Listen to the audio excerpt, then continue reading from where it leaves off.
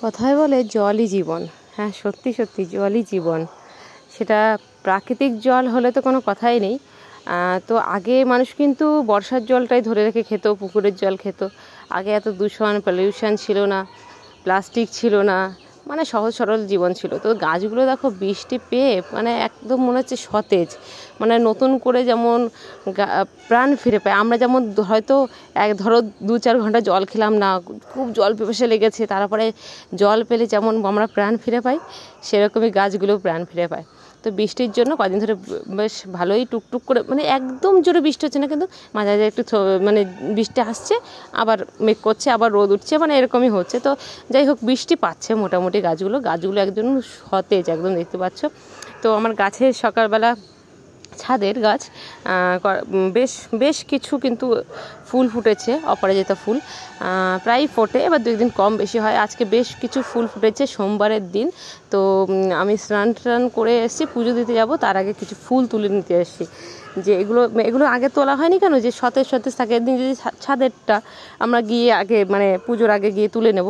তাই দেখো নয়নতারা ফুল, গাছগুলো দেখতে পাচ্ছ, গাছগুলো দেখে মানে আমার মন প্রাণ ভরে যাচ্ছে। তো সব ফুল তুলিনি, কিছু কিছু সব গাছের থেকে দু একটা করে ফুল যেগুলো তোলার মতো তুলে নিচ্ছি।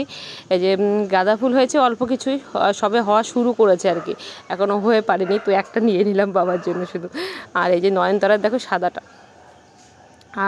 আর কিছু আছে টুকটাক ফুল। আর সামনে তো শীত পড়বে, তো শীতের জন্য গাছপালাগুলো লাগাতে হবে, শীতের গাছপালাগুলো। এই দেখো সাদা অপরাজিতা, কি সুন্দর না? হ্যাঁ, আমার তো খুব ভালো লাগে। আর আমার বাবারও খুব পছন্দ ফুল গাছ। ও কোনো গাছ মারতে দেয় না, আর যদি কোনো গাছ তুলে ফেলেছি বা মরে গেছে তাহলে কিন্তু হয়েছে, আবার কিন্তু ওকে নতুন করে ওই গাছটা এনে দিতে হয় বা লাগিয়ে দিতে হয়, বা বলতে হয় যে আমাদেরকে আমি 2 দিন পরে লাগিয়ে দেবো, তারপরে গিয়ে চুপ হয়। তো দেখতে পাচ্ছ এই কটা ফুল তুলে নিয়েছি। আর আগে সকালবেলা শাশুড়ি মা যে ফুল তুলে রেখেছিলেন, ওপাশে আমাদের জবা ফুল গাছ আছে নিচে, আর সাদা ফুল কিছু ওই পাশে সামনে একটা বাড়ির থেকেও আনে। তারপরে আমি একটু পুজো দিয়ে নিচ্ছিলাম সোমবারের সকালে। তো এই দেখো আমার বাবাই শোনা এখন আর আমার কর্তামশাই সময় পায় না যে আমাকে একটু ফোনটা ধরে দেবে, ওর টাইম পায় না। সকালবেলা সকালের কাজ করে এসে খেয়ে দিয়ে কোনো রকমের দোকান চলে যায়, দোকান থেকে আসতে মিনিমাম 3টে থেকে 4টে।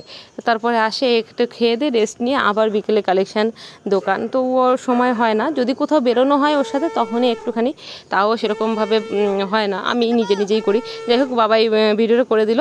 আর এই যে দেখো আমার সব ঠাকুর, এখানে রাধাকৃষ্ণ আছে, হরি ঠাকুর আছে, আমাদের প্রায় টুকটাক লোকনাথ বাবা আছে, টুকটাক ভালোই সব ঠাকুরই আছে। আর ওই যে আমার ভোলে বাবা।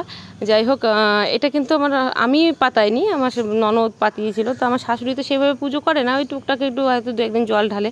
তো আমি আসার পরে আমি তাও শিবরাত্রি কিন্তু করতাম না সেভাবে, তবে শ্রাবণ মাসের সোমবারটা একটু করতাম।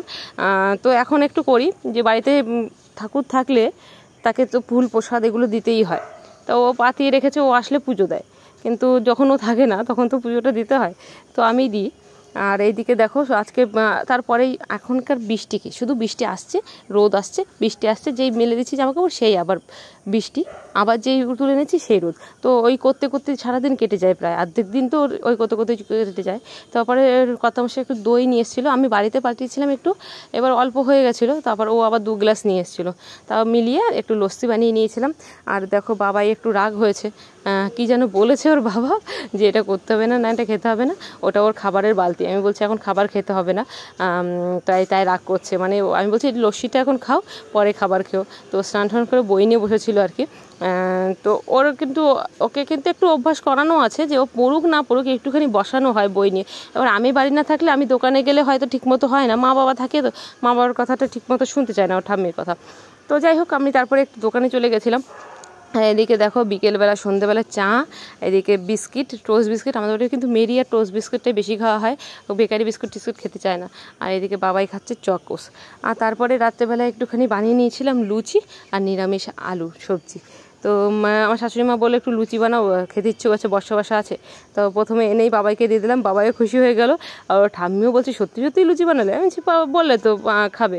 তো যাই হোক, আজকের ব্লগটা এখানে শেষ করলাম। ভালো থেকো, সুস্থ থেকো, টাটা, বাই।